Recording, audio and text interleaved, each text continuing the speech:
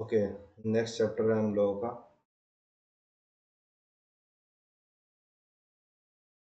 Thermodynamics का second chapter है हम लोगों का first law of thermodynamics, heat work and energy interactions. Based on this chapter topics, we will solve a few questions asked in the heat.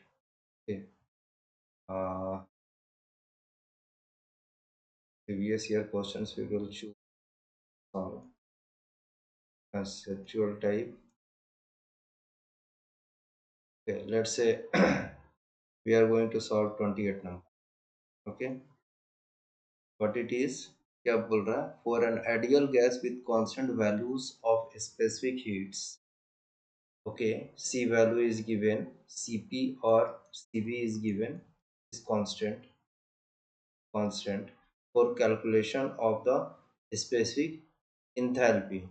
Specific enthalpy means H is equal to, H is given, not capital H. Capital H is the M into H.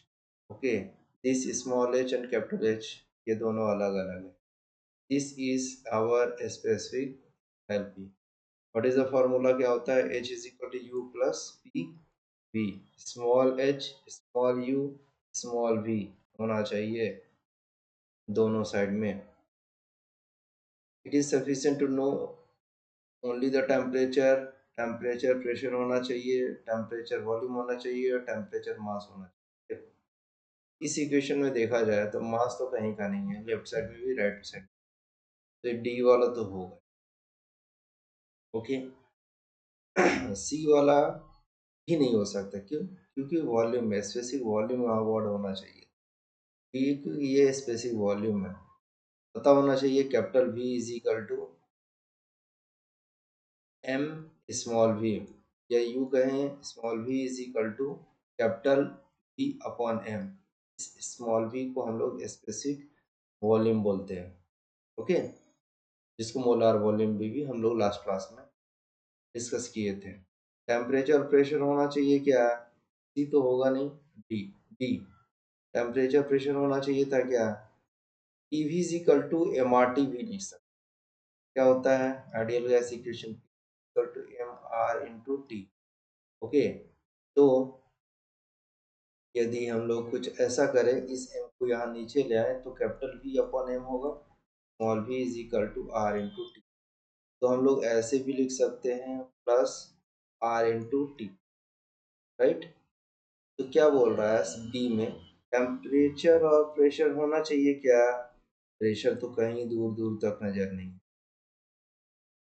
Temperature नहीं.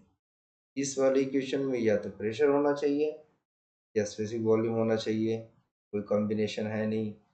इस वाले equation में temperature होना चाहिए.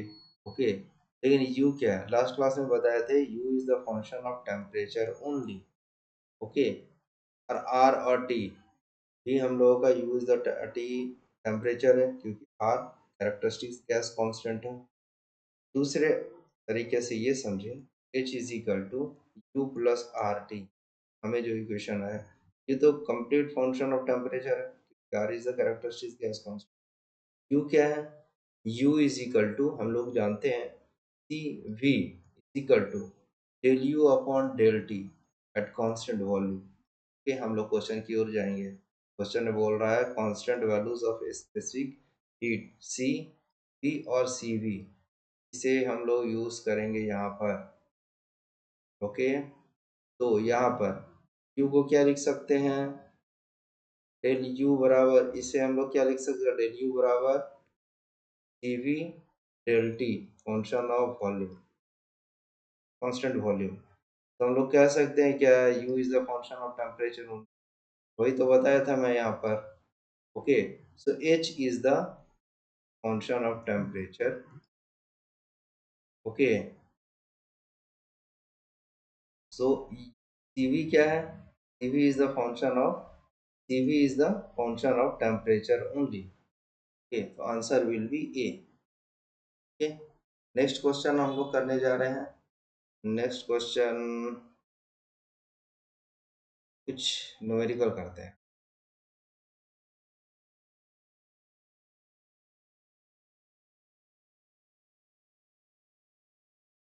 चलो ये वाला करते हैं। Okay, steam flow through a nozzle at mass flow rate m dot is equal to, हमें क्या दे रखा है, m dot, mass flow rate दे रखा है 0.1 kg per second with a heat loss of Q 5 kilowatt. Q is equal to loss बोल रहा है यहाँ पर, ओके, तो -5 किलो वाट, क्योंकि कोई भी सिस्टम से यदि हम लोग Q करते हैं ऐड तो उसे हम लोग पॉजिटिव बोलते हैं, यदि उसी सिस्टम से हम लोगों का हीट जा रहा है तो लॉस बोलते हैं, तो -Q। यहाँ पर देखो साइन क्या बोल रहा है, -Q होगा, क्योंकि सिस्टम से हम लोगों का हीट लॉस हो रहा है। Okay, then the enthalpies at the inlet and exit are, के एच का वैल्यू दे रखा है 25,000 किलो जूल पर केजी और H2 दे रखा है 2350 kilo joule per kg respectively, assuming negligible velocity at let C1 equal to 0। Okay, C2 दे रखा है, नहीं, ये बोल रहा है C2 फाइंड आउट करने के लिए। देखो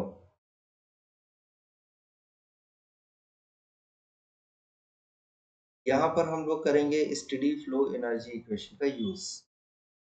ओके, क्या होता है स्टेडी फ्लो एनर्जी इक्वेशन, हमें पता होना चाहिए, dm upon dt, okay, h1 plus c1 का square plus 2 plus z1g plus dq upon t equal to dm upon dt h2 plus c2 square upon 2 plus z2g plus dw upon dt। Okay, देखो ये left side में जो हम लोगों का equation है, ये जो लेफ्ट साइड में है हम लोगों का इक्वेशन, ये हम लोगों का इनलेट के लिए है, ये यहाँ के लिए, ओके, और ये वाला जो हम लोगों का राइट साइड में इक्वेशन है वो हम लोगों का एग्जिट के लिए, यानी कि ये सेक्शन हम लोगों का 1 1 हो गया और इधर का सेक्शन हम लोगों का 2 2 हो गया। तो स्टेडी फ्लो एनर्जी इक्वेशन क्या बोलता है, there is no accumulation of mass or energy within the control volume। Okay, तो हम लोगों का em मास फ्लो रेट बराबर होगा 1 और 2 सेक्शन पर। ओके, तो हमें ये दे रखा है dm अपॉन dt का वैल्यू दे रखा है, क्या दे रखा है, ये वाला 0.1 kg पर सेकेंड। ठीक है, तो वैल्यू पुट करते हैं हम लोग,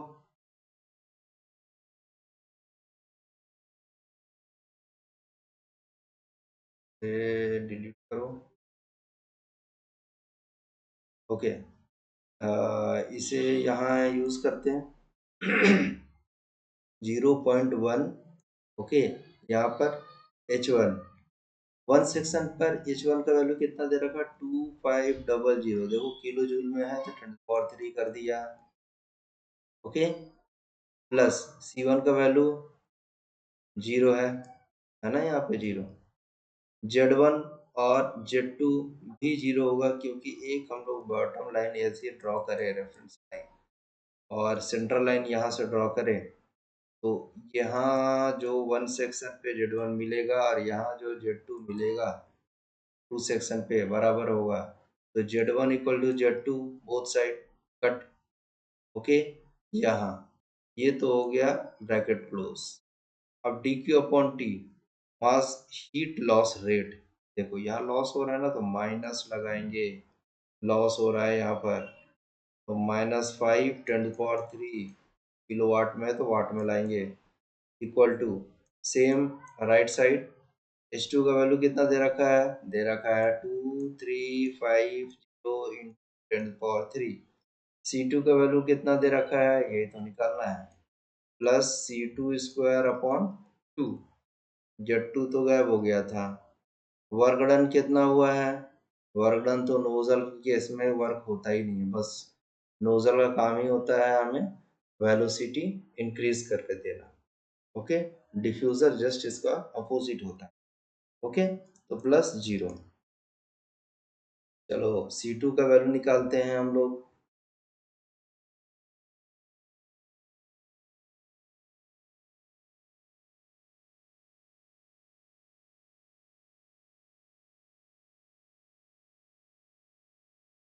ओके, क्या आ रहा है?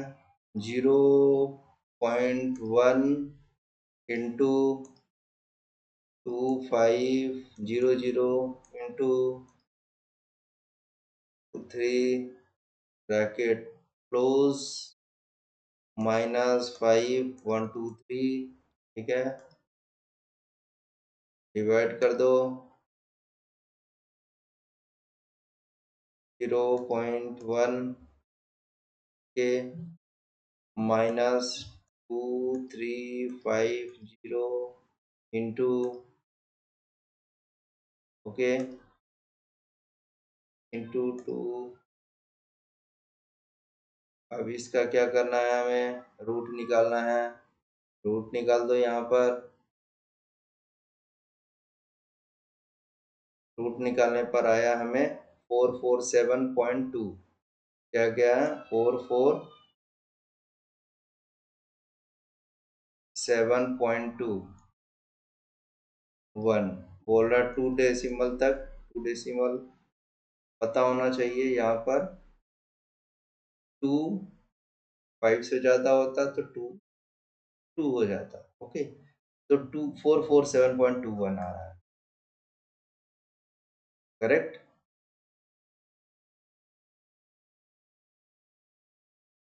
तो answer will be this much metre per second में आ गया। ओके, चलो नेक्स्ट क्वेश्चन की ओर मूव करते हैं हम लोग।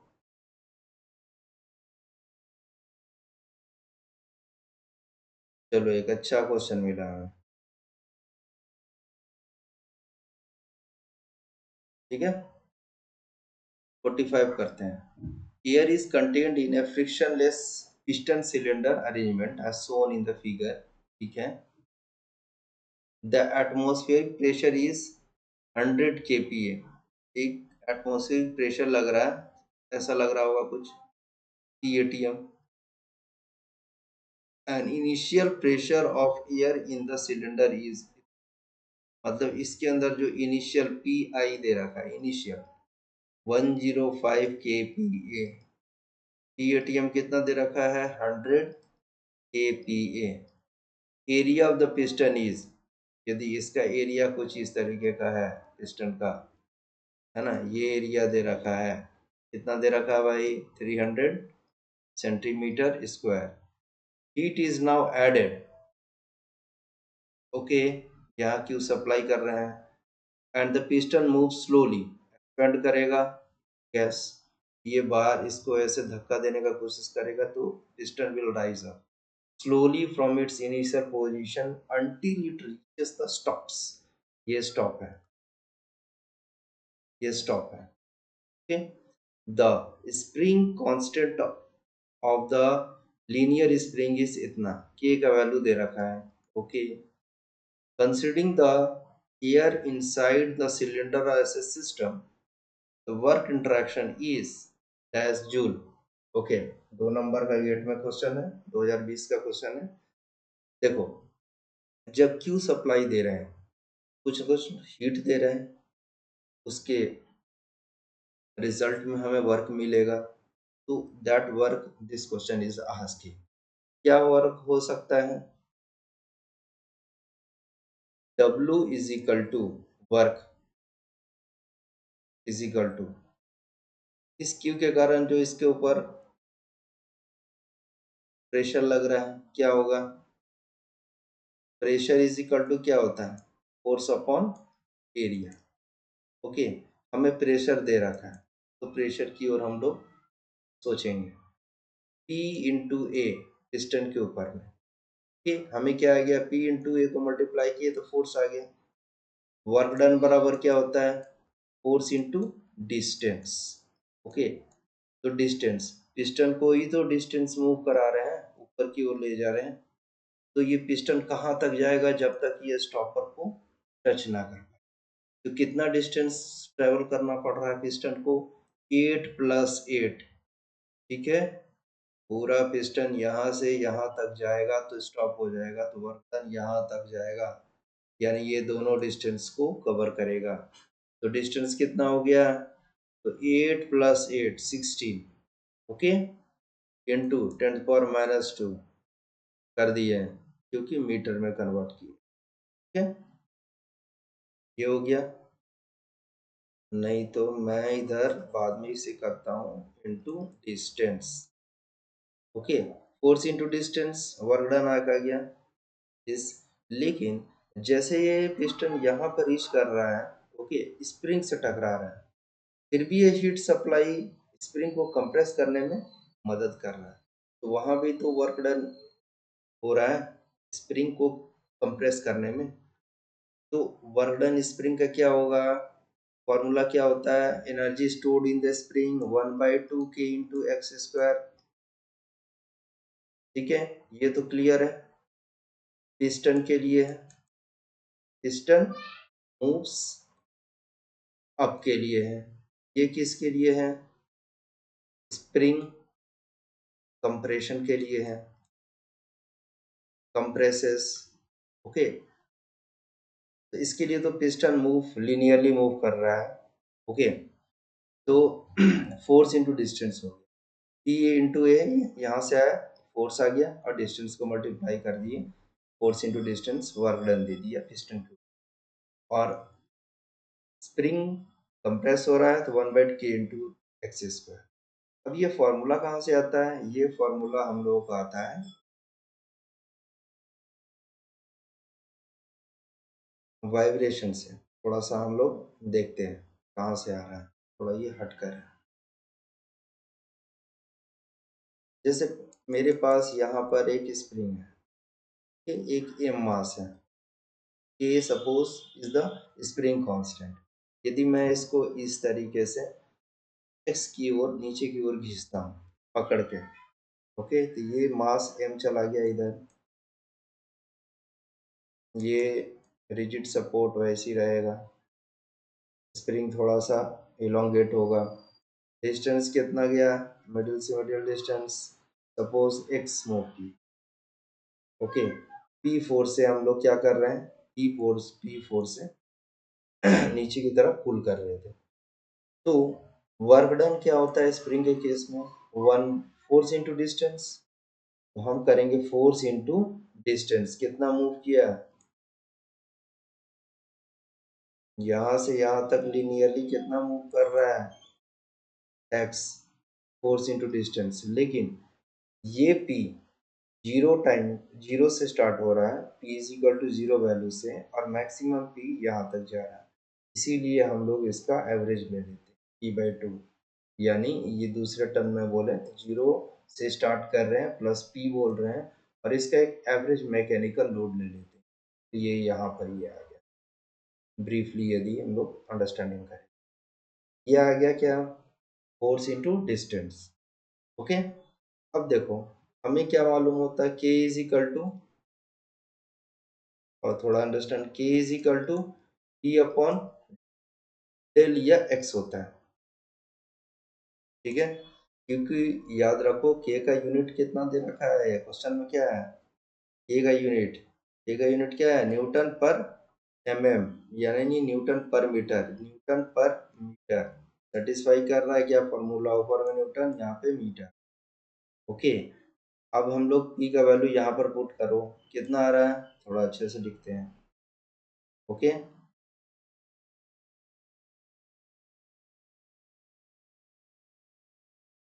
अच्छे से लिखते हैं, तो क्या आ रहा है यहाँ पर? वर्क डन के स्प्रिंग का इलोंगेट हो रहा है ना, इलोंगेशन सेम कंप्रेशन में भी होगा बट साइन अपोजिट हो जाएगा। ओके, 1/2 को 2 लाने दो, पी को क्या लिख सकते हैं? के इंटू एक्स लिख सकते हैं क्या? और एक्स को एक्स रहने दो, आ गया क्या फॉर्मूला, 1/2 k × x², यही तो था यहाँ पर। ओके,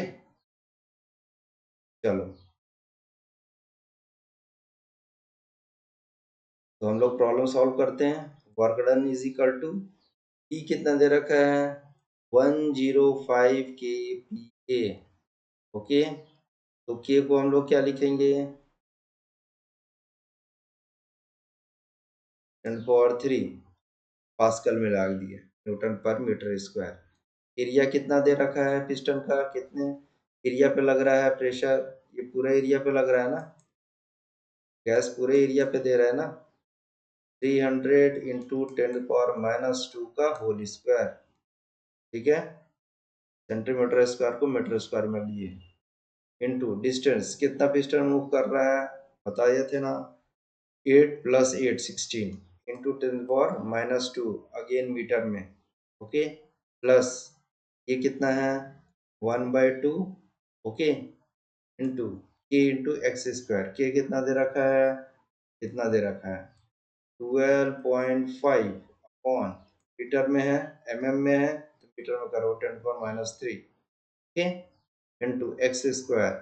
ये स्प्रिंग कितना कंप्रेस हो रहा है, पिस्टन पिस्टन को बोला जा रहा है स्टॉप तक पहुंचो, ये इतना ही तो कंप्रेस हो रहा है स्प्रिंग।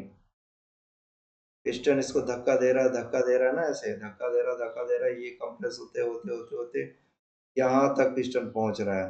तो कितना कंप्रेस हुआ है, इतना ही तो length, this much length spring has compress ना, कितना लेंथ है 8, 8 इंटू 10⁻² का होल स्क्वायर। ओके, थोड़ा इसको सिंप्लीफाई किया जाए, 105 300 इंटू 16 इंटू 10⁻⁻4 -6 और ये +3, ओके, प्लस 0.5, ये कितना है 12.5,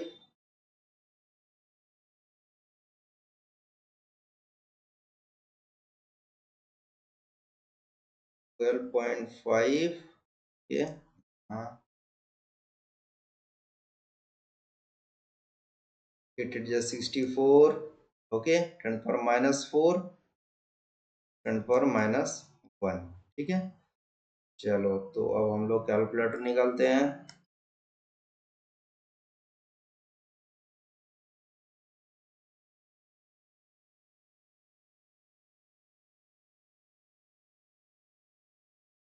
ओके, ऐसे करना है ना, चलो करो फिर, 105 into 300 into 16 into, okay, 10⁻⁻3, 1 divided by,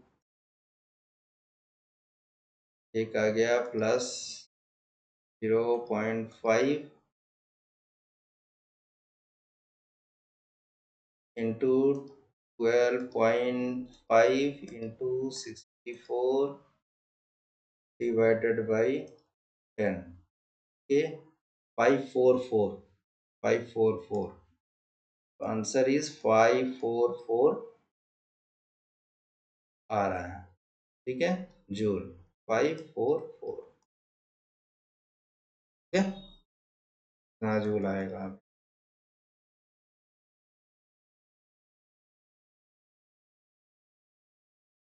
चलो नेक्स्ट क्वेश्चन की ओर मूव करेंगे हम लोग।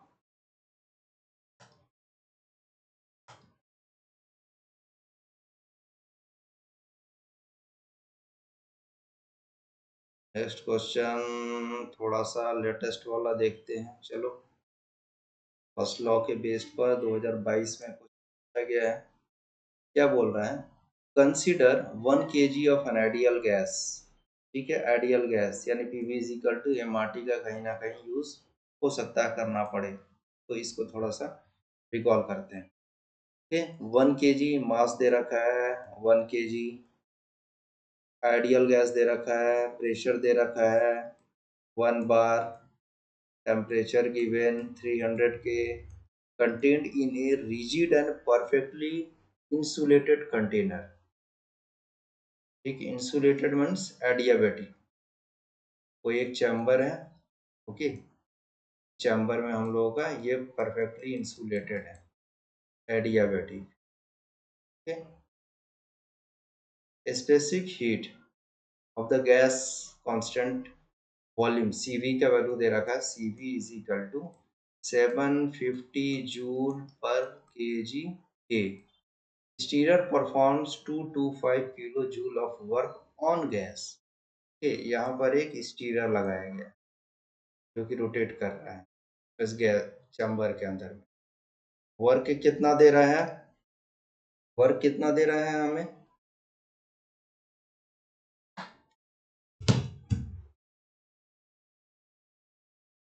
Work done on the gas, ठीक है, बता दूं,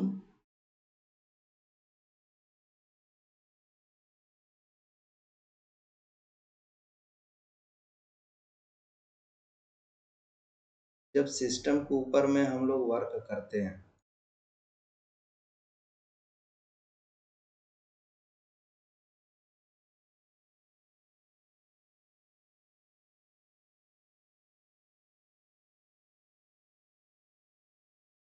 यदि कोई सिस्टम है, ठीक है, यदि मैं क्यू हीट सप्लाई कर रहा हूँ, इसको पॉजिटिव लेता हूँ, यदि बाहर निकल रहा है तो ये लॉस हो गया माइनस। यदि वही सिस्टम है, यदि मैं स्टीरर लगा रहा हूँ यानी वर्क दे रहा हूँ और ये वर्क मिल रहा है, ठीक है, तो जब ये वर्क मिल रहा है हमें फायदा है तो पॉजिटिव इसको, ओके, और ये लॉस हो रहा है, हमें वर्क देना पड़ रहा है, माइनस ले, ठीक है, इसको ध्यान में रखना, तभी न्यूमेरिकल सॉल्व होगा, ठीक है। अब आते हैं वापस क्वेश्चन पर।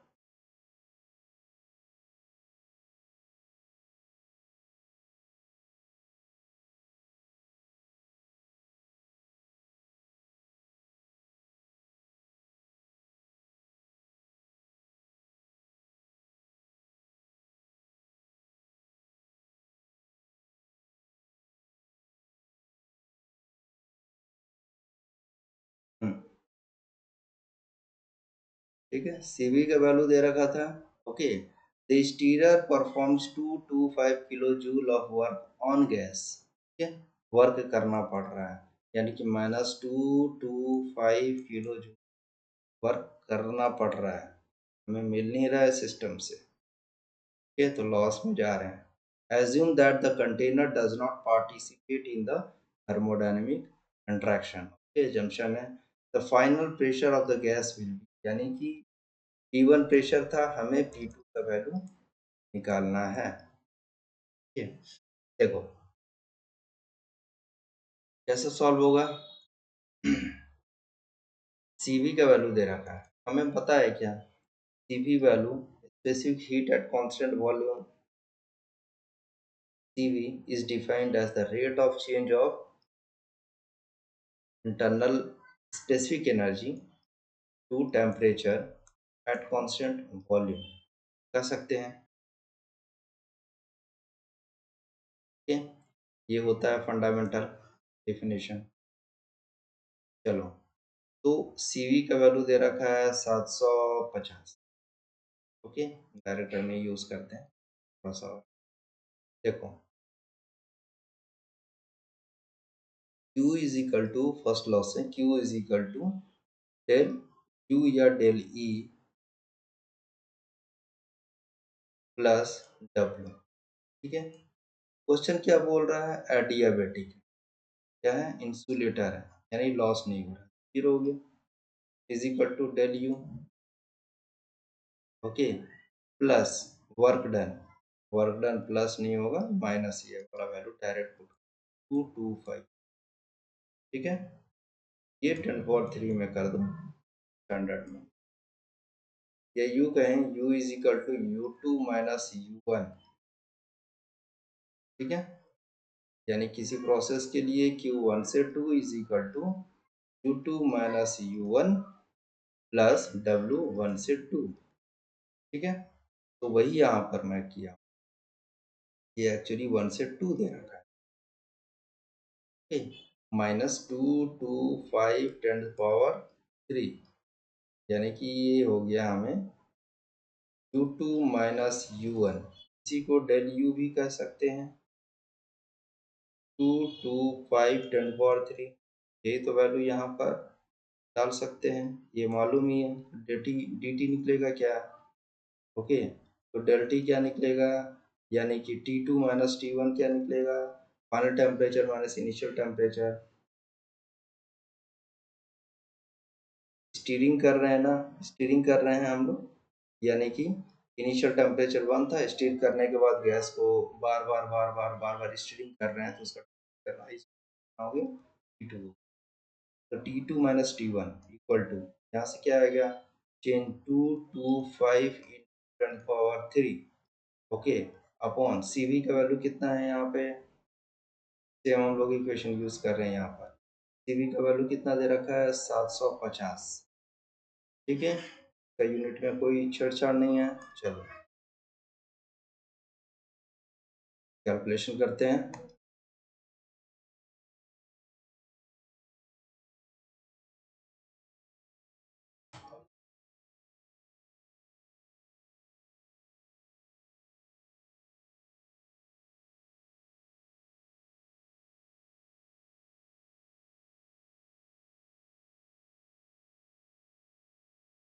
हम्म, तो कितना आ रहा है हम लोगों का,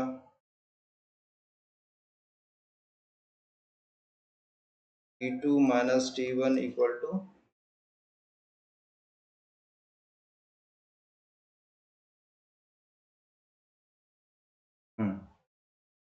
225 divided by 750, okay, 0.3 into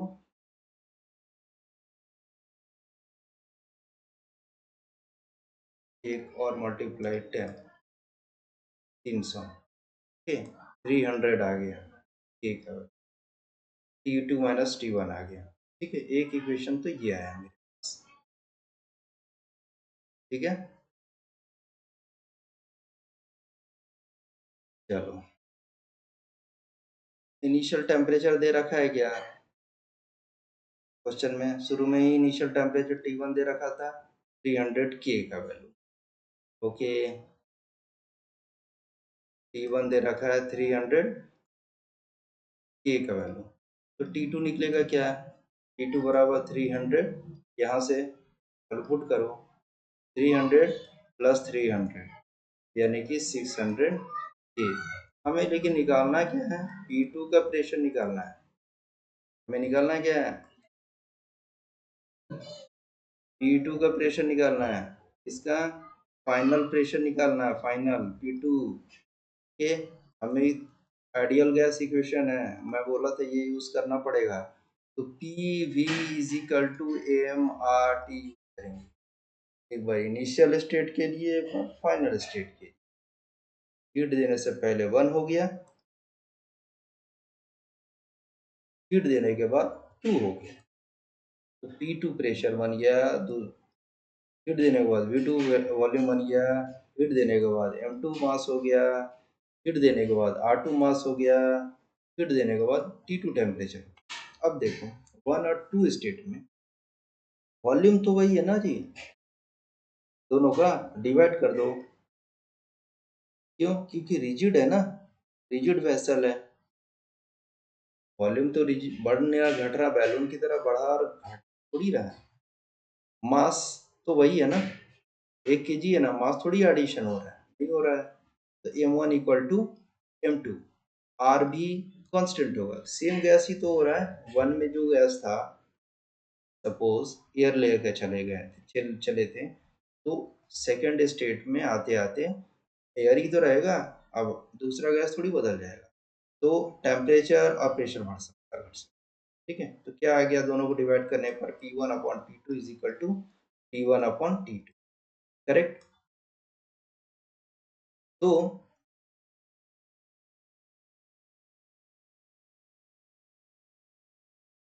T1 pressure कितना दे रखा है, ये दे रखा है 1 कर दो।